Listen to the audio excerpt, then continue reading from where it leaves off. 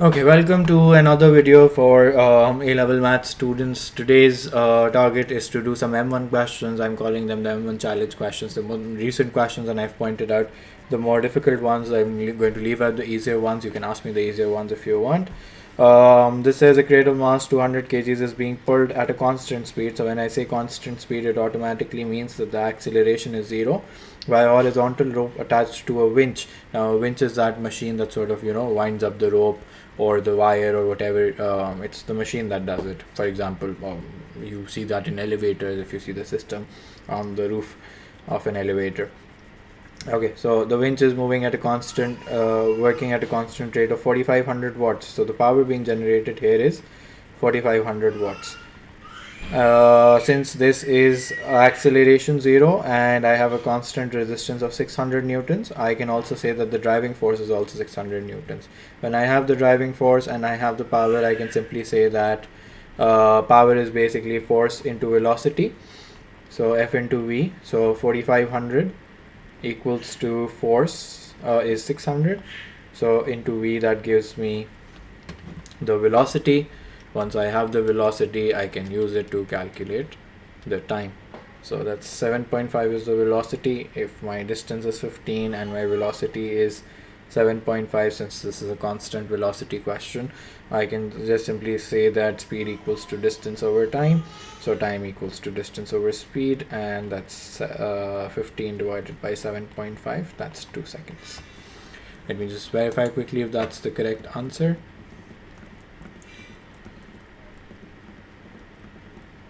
I'm just rolling down. Okay, so that's the correct answer. Then the rope breaks after the crate has moved 15 meters, which means that the tension that the winch was generating has sort of vanished. Find the time taken after the rope breaks for the crate to come to a rest. So nothing's driving the block anymore. So what I have is a resisting force of 600 newtons. So I can then say that 0 minus 600 equals to 200A, which means that the block is now decelerating at a speed of -3.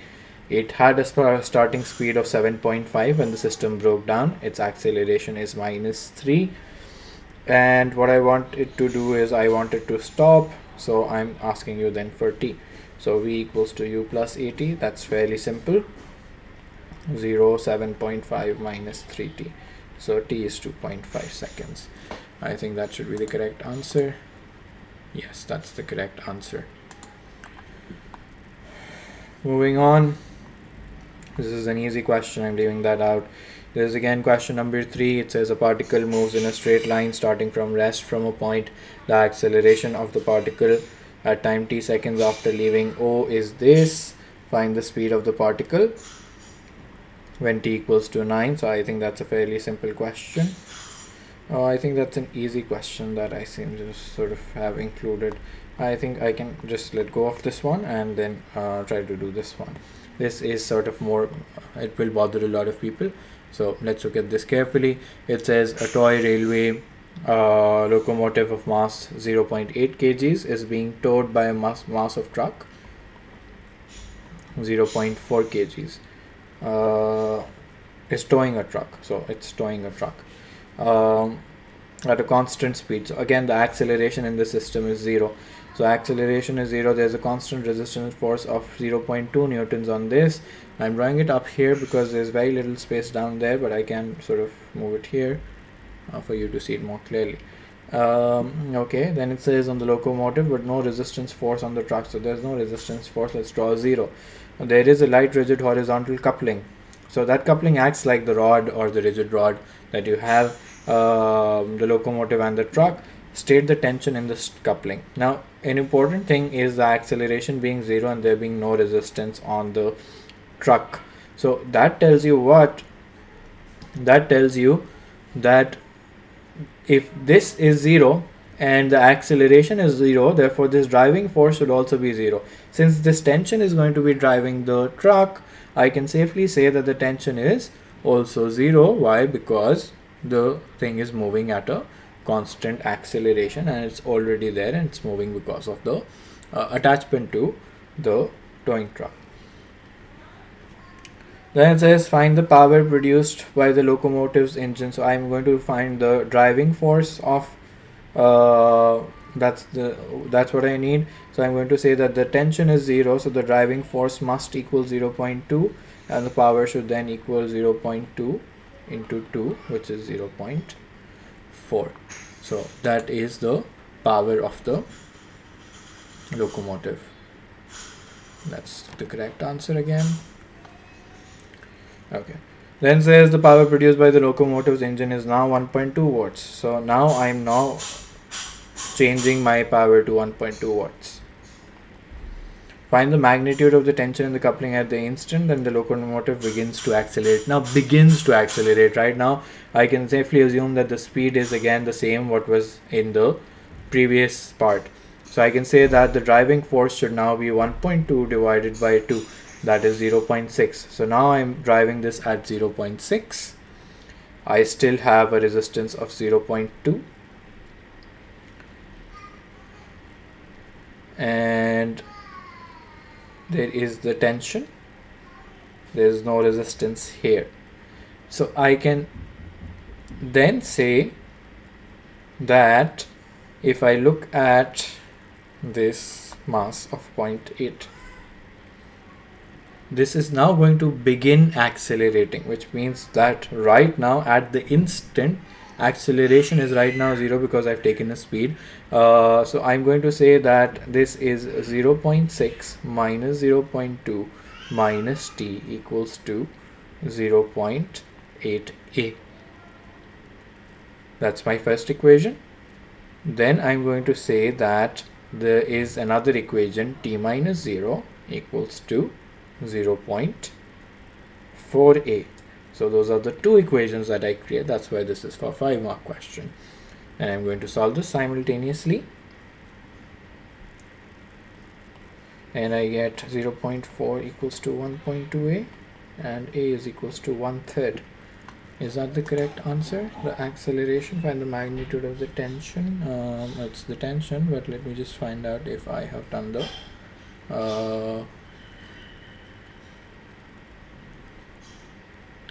calculations correctly. Yeah, I think I have this correct. Let's find the tension. So T equals to 0.4 into 1/3. That gives me 0.2 over 15 newtons. Yeah, 0.4 into 1/3. 2 over 15 newtons. So that was sort of a slightly confusing question because you've never seen a question like this before. Now this is a more confusing question that I seem to have solved. I'm going to erase this and do this again for you. Now this diagram shows a block D of mass 100 kg supported by two sloping struts AD and BD. Now I've never seen a question on struts before. Each attached at an angle of 45 degrees to fixed points A and B respectively on a horizontal floor. The block is also held in place by a vertical rope CD attached to fixed point C on a horizontal ceiling. The tension in the rope CD is 500 newtons and the block rests in equilibrium. Find the magnitude of the force in each of the struts AD and BD. Now since this is at the center and there are no other forces acting, well, let's first understand what struts are. If I were to draw a pillar here, what would happen is that there would be a normal reaction being created here. Now for struts, they are basically load bearing rods or sort of slanted columns, you can say, and the force that they exert looks like this. I can say that this is TA and TB. Now since there is the angle that's equal and they are not there isn't any other horizontal force, you'll see that in the next part of the question, I can safely say that this T should equal that T as well. I can resolve these forces and say that it's basically T cos 45 and T sine 45, and that's also T sine 45 and T cos 45. There is a mass acting on this, so that's 1000. It says find the magnitude of the force in each of the struts. So I'm going to say that the magnitude of the force is basically going to be equal. Let's resolve vertically first. I can say that for vertically there is an upward force of 500 newtons. There is a T sine 45 from strut A and there's T sine 45 from strut B, and that should equal 1000 because this is in equilibrium. So I get 500 plus 2t into root 2 over 2, that's t root 2, 1000, 1000 minus 500 divided by root 2, so that gives me t equals to 353.55 newtons. Let me just check if that's the correct answer. Yes, that's the correct answer through 3 significant figures. That gives me 354. Then for the next question, it says a horizontal force of F newtons is applied to the block in a direction parallel to AB. So now again what's happening is that I'm applying a force like that, F. Find the value of F, for which the magnitude of the force in strut AD is 0. So this tension goes down to 0. So these forces vanish basically, and that force remains, TB remains. So what I'm going to do is, again, I'm going to construct equations. Now I'm going to say that vertically what has happened is again equilibrium. So 500 is an upward force, the downward force is and there is a TB cos 45, and there is equals to 1000. So that is TB then. TB is then 1000 minus 500. Let's call it sine 45. Sine 45. It's the same thing, but that's how I resolved it, so that's important. Divided by root 2 over 2. That gives me 707.107. Okay, for the horizontal thing, again, this has gone down to 0. That one is going in the opposite direction, and that should equal F equals to T cos 45. TB cos 45. So TB is then 707.107 multiplied by root 2 over 2. I hope that I haven't missed out on anything. Let me check. Yes, that's the correct answer.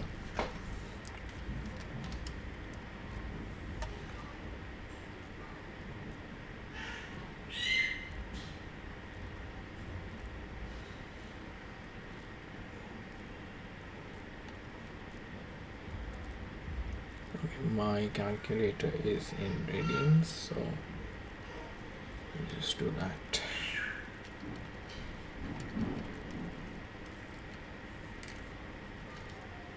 It's 500, yeah. So F is 500 newtons. So that's another question from the March 2023 exam. I have left this open, and I would rather, that one is simple. I'm not going to do that. It's just drawing forces and then calculating. You can ask me if you want. I want to do this question where I have an inclined sort of plane and then a curve as well. It says the diagram shows a smooth track, so there's no friction involved. The section AB is a quarter circle of radius 1.8 meters with center O. The section BC is a horizontal line of length 7.0 and OB is perpendicular to BC. The section CFE is a straight line inclined at an angle of theta degrees above the horizontal. Particle P of mass 0.5 kg, so P is 0.5 kg, is released from rest at A. Particle B collides with particle Q of mass 0.1 kg, which is at rest at B. Immediately after the collision, the speed of B is 4. P is 4, okay. In the direction BC, you should assume that P is moving horizontally when it collides with Q. So that's the motion that's occurring. Show that the speed of Q immediately after the collision. So I'm now talking about the collision. So what I should know is that when P goes down, what is its speed at the end? So it's a smooth plane. I don't need to worry about anything else. I can just simply say that the change in KE should be equal to the change in PE. I can say that half m v square minus let's see, is released from rest, so 0 square. Change in PE, I'm going to ignore the negative sign, assuming that the change is equal. So M, G, and H.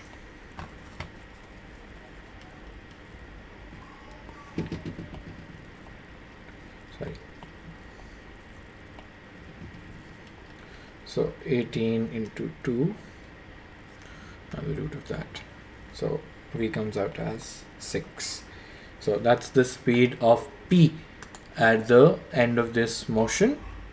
after this, what I need to do is I need to do the collision part. So when two particles collide, what happens simply is that there is a conservation of momentum. So conservation of momentum basically says that the momentum before should be equal to the momentum after.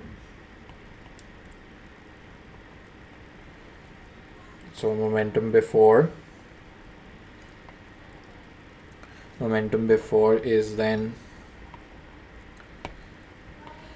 0.5 into 6 plus q is at 0.1, so 0.1 into 0, and the momentum after, it says that the speed of p immediately after the collision is 4, so 0.5 into 4, and q speed is unknown, so let's call that v, and let's try to solve that.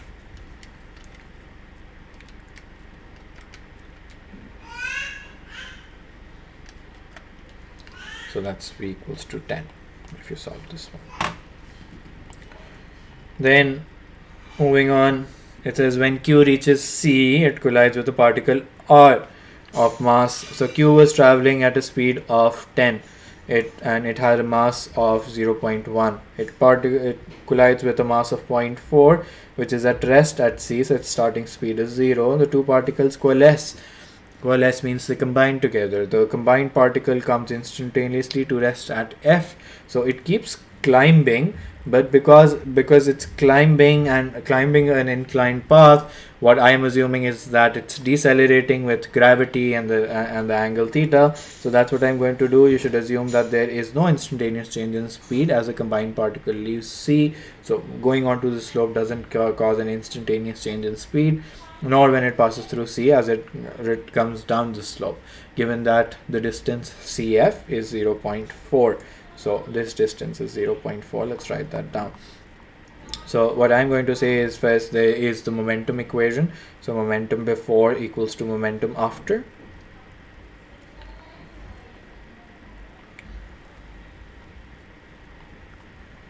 So momentum before is basically 0.1 into 10 plus 0.4 into 0, and momentum after is after they've coalesced, they have the combined mass and they have a speed of v. So I'm going to calculate that v. I'm going to say that this is 1 divided by 0.5. That gives me 2. So it's starting off with a speed of 2. Since it's an inclined hill, I can say that there is going to be a certain deceleration, and it's going to come to a stop after a distance of 0.4 meters. I don't know what the deceleration is going to be, so I'm going to find that, and then I'm going to sort of use that. So that's 5 sine theta. So 0 minus 5 sine theta equals to 0.5a. So acceleration is therefore 5 divided minus 10 sine theta. So g sine theta basically. So minus 10 sine theta. So I'm going to say that the acceleration is minus 10 sine theta. It travels a distance of 0.4 and its ending speed is 0. So I'm going to say that v square equals to u square plus 2a s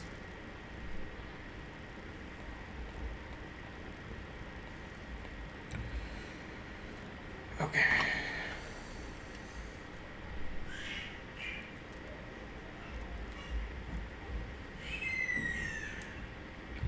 So that's 20 into 0.48. So sine theta, 10 sine theta,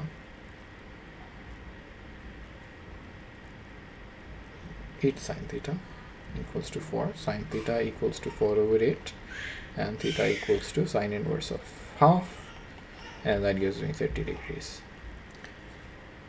That is the solution to this. Let me check if that's the correct answer. Yes, that is indeed the correct answer. You could also have done it with conservation of energy, but that's how it's done.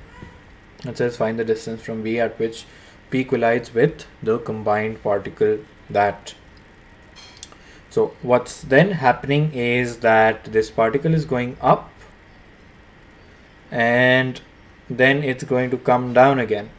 So I can safely say that its speed is going to remain the same because it's going to have the same speed. What is then going to happen is that particle A would be moving like that. It's going to have a speed of particle P, sorry, is going to be moving like that. It's going to have a speed of 4 like it had before, and the combined particle would be coming back in the reverse direction. Now find the distance from B at which P collides with the combined particle, this. So I need to know if there is a distance that is given. This is given as 7 meters. So I'm going to have to do a lot of working. What I will need to find out is that how long did it take this particle to go up and then to come back down, because P would have moved forward in that time. So the first thing that I need to do is for the combined particle,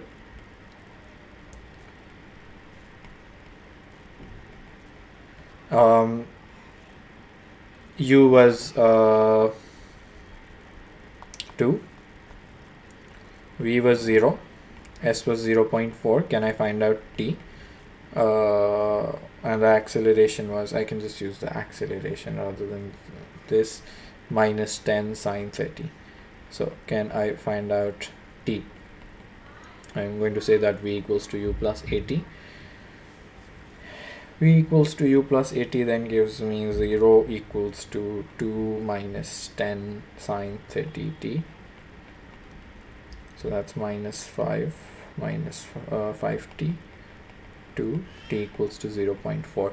So it took 0.2 seconds, 0.4 seconds to go up, 0.4 seconds to come down again. Now after that, what's going to happen is that this combined particle, this P would have moved forward. How much would have moved? It would have moved forward. I'm going to say that it had a speed of 4. It's not accelerating. It's taken a time of 0.8 seconds because while B was going up, in fact, there is another time that needs to be accommodated, and that is what I need to think about. There was a certain time that Q would have taken its journey from Q to C. Now for Q's journey from Q to C, do I have its speed? Yes, I have its speed. Q's journey from B to C. So it had a starting speed of 10. It wasn't accelerating. They are moving at constant speeds since there is no resisting force. It's a smooth plane. There was a distance of 7. So I'm going to say that S equals to ut plus half at square. So 7.0, sorry, 7.0. That's the distance, 7.0.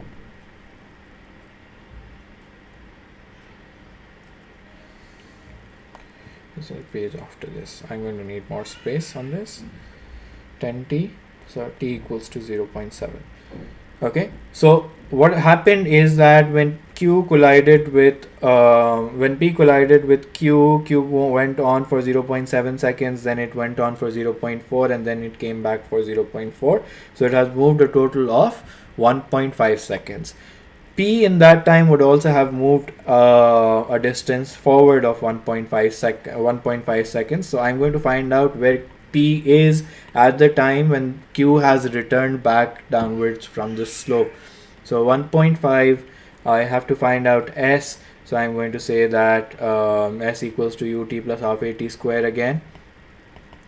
So S equals to 4 into 1.5, and what it has done is it has moved a distance of 6 actually. So it's left 1 meter in the middle. Okay, so then what happens is that now I know that P is here, the combined particle of 0.5 is here. How much is P's mass? P's mass was 0.5 here, 0.5. Okay, this is moving in the reverse direction at a speed of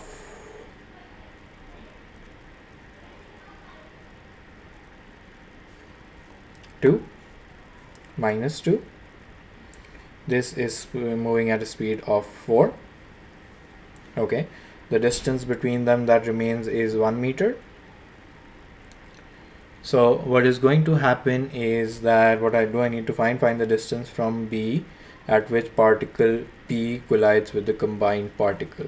So I'm going to say that I'm going to construct equations, and I'm going to say that I don't really need the sign in this. I can just safely say that this is 2 because I'm just creating equations to cover the distance. I'm going to say that this goes on forward for x, this goes on forward for 1 minus x, this has a speed of 2, this has a speed of 4. They're both not accelerating, they're not decelerating either, they just have a combined speed, and they're going to meet at a particular time. So s equals to ut plus half at square, so x equals to ut plus half at square, that's 0, and then 1 minus x equals to ut plus half at square, that's also 0. I can use the substitution now and find out the value for x basically. So t is 1 minus x over 2, so 1 minus x over 2, 2 times 2,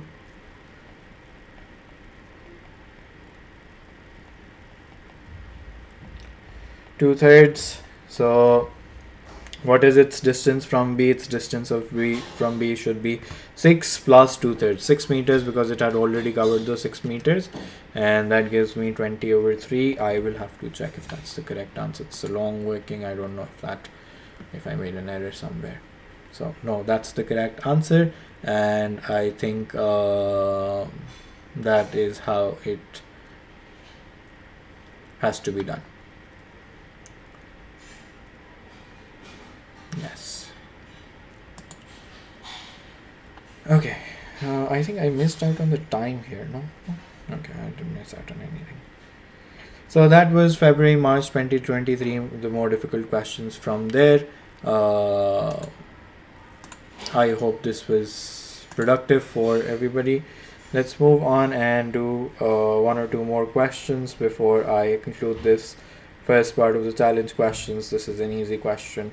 Let's look at this. This was a more challenging question we have here. I think the screen's a little slow.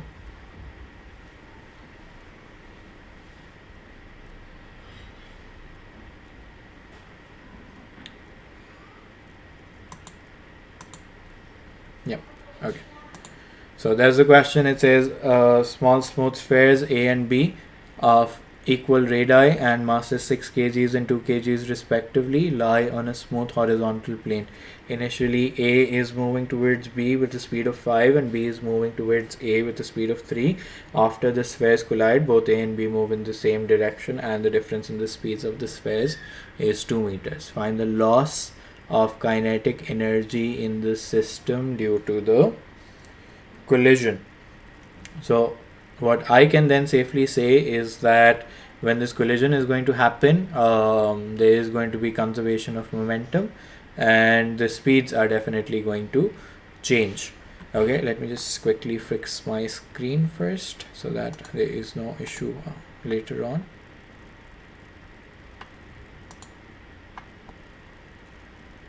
I think it's fixed. Yeah.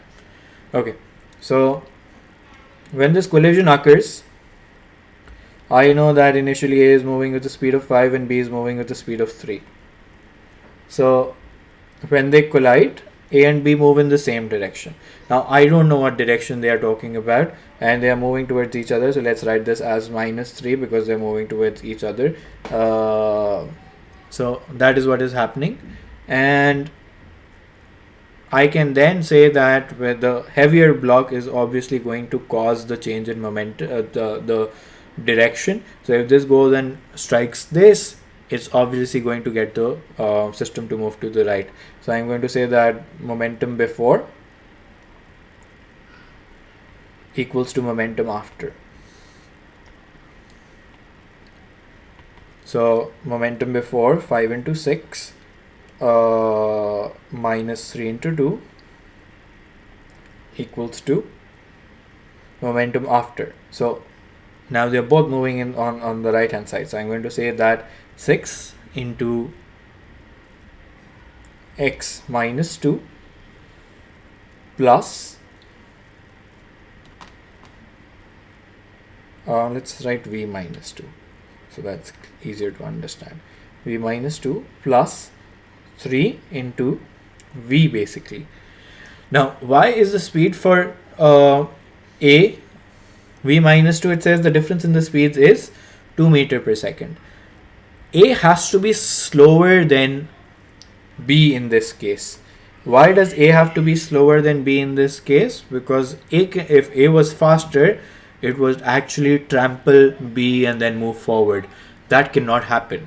That the question doesn't say that that's happening. So you can safely assume that after the strike, b starts moving with greater speed because it's pushed, and a sort of slows down but keeps moving in the same direction that it was before.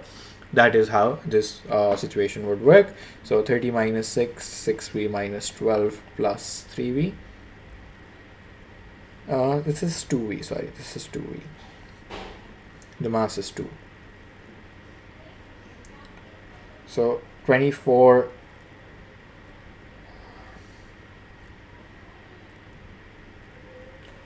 plus 12 equals to 8v.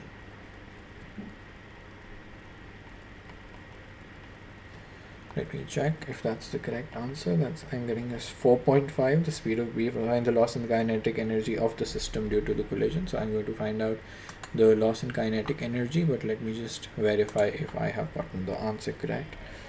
4-1 and November 2-2.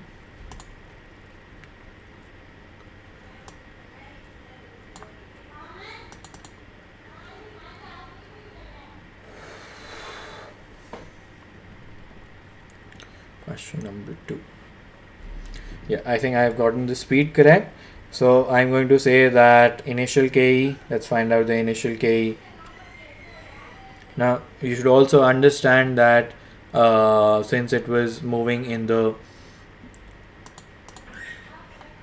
opposite direction, what I also should do is when I am calculating, although it won't make a difference, is that if I write half m u square for 5 square, half 2 and minus 3 square, just to illustrate that I'm taking the other direction. It won't really matter because it's getting squared.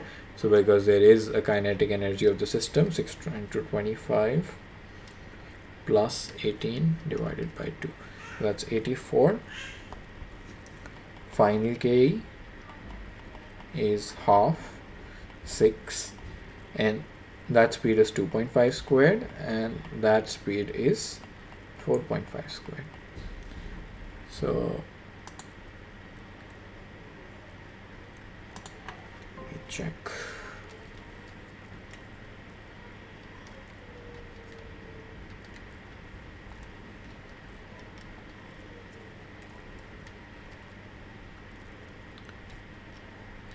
$39. Loss is therefore 84 minus 39, which is 45 joules. So that's the correct answer for this question. Okay, moving on. This is a normal question. I think this is also a relatively normal question. Let's look at this one. It says a particle P moves on the x-axis for the origin O with an initial velocity of minus 20. So minus 20 at time 0. The acceleration at time t seconds is given by this. Sketch a velocity time graph indicating the times when P is at rest. So let me first find the velocity function. It's going to be easier for me to do that once I have the velocity function. So 12t minus 2t squared plus c. Now I should notice that there is an initial velocity. So 12 into 0 minus 2 into 0 square over 2 plus c. So c is therefore minus 20. So the velocity function is minus t square plus 12t minus 20. So when I am sketching this graph, what I need to be aware of is that I need to make sure that I find out the turning point first. I can find out the turning point by just simply saying that a differential equals to 0. So that's the differential. A equals to 12 minus 2t. So 2t equals to 12 and t equals to 6. So it's going to turn at 6. So I'm just going to randomly mark and then write this 6 and 12. You don't need to be exact when you are sketching. So that's the VT graph. What is the speed when it starts off? So when it starts off, the speed is minus 20, which means that it was moving in the opposite direction. Then what happens is it goes up like that. It has a turning point at 6. What's the turning point? T is 6. Let's find out what V is.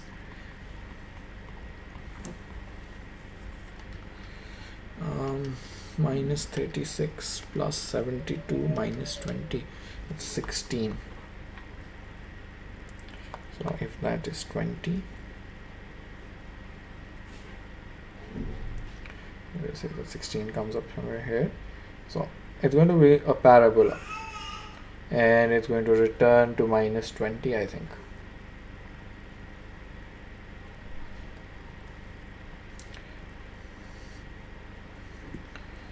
So let's check if it does return to minus 20. Yeah, it does. Okay, so that is your velocity time graph. It's unusual. It's first going in the opposite direction, and then it turns and then goes in the positive direction, then it reaches its maximum speed, comes then decelerates, again reverses its direction and goes on the other direction. Then it says find the total distance traveled. So remember that when you are calculating the total distances, yes, you're going to integrate, but you'll have to be careful with integration. Why? Because there are negative areas involved. So you need to know this coordinate and you need to know that coordinate as well. So the first thing that I'm going to do when I'm solving this equation is minus t squared plus 12t minus 20. What I'm going to do is I'm going to first find out its x-intercepts. I think 2 and 12, 2 and 10, sorry. Okay, so I get t equals to 2 and t equals to 10. Those are the two that I'm getting. So I'm going to integrate it in pieces. I'm going to say that the first integration is minus t squared plus 12t minus 20. Then there is another integration that is from 2 to 10. And there is a third integration from 10 to 12.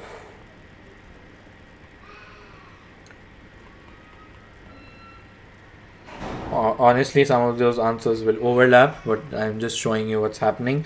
So the integration is going to be the same for everyone. And I can just safely say that I have to apply the limits. So when I apply the limits, that's what I want to show you, that this answer is probably going to churn out as a negative number. Why is it churning out? Because that area that I am trying to calculate is trapped below the curve. Now I'm not applying the zero limit because all of those terms will boil down to 0. So what does that give me? I'm just showing it this to you. 8 cubed, 8 over 3 plus 24 minus 40. That gives me minus 56 over 3. Let me just check quickly if I've done this correctly.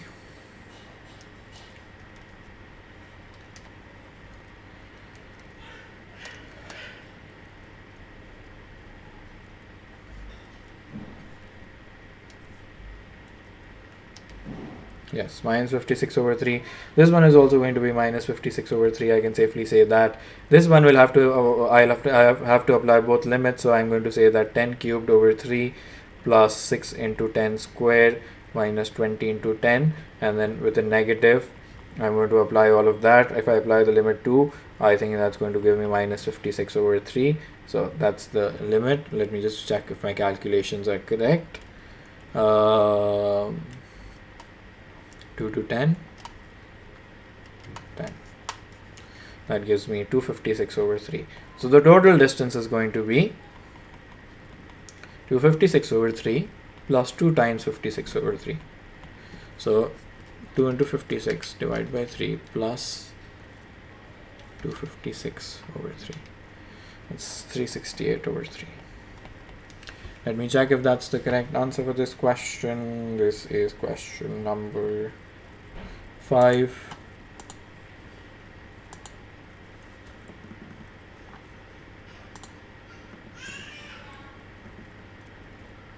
Yes, that's the correct answer. Although they've given a decimal number for this, I am keeping this in fractions.